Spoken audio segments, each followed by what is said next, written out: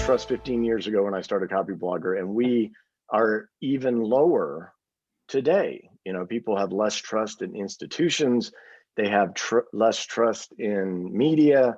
So they're coming at you with a very wary eye to begin with.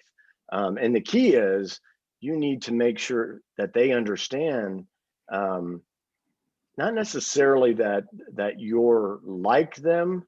You may need to convince them that you were once like them and that they belong with you. But more importantly, it's like, I'm different like you're different. We belong and the rest of the world doesn't get us. And that's very powerful. That's a little shortcut there as far as what I call unity, the unity aspect of marketing. But again, who would you choose as a mentor? Someone with a worldview and belief system that's radically different than yours? Or someone who gets you, they're just farther down the path where you want to go.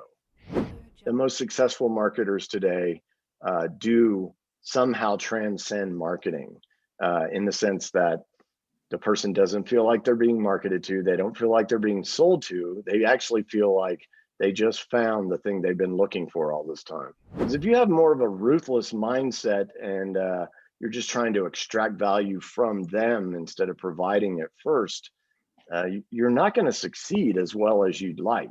You know, even a really great sales funnel is filled with empathy for the prospect, and that's kind of what I hope this terminology instills in people, an understanding that you have to put yourself in these people's shoes. Maybe you've been on this path before, and you got to accentuate that to these people to get them to bond with you.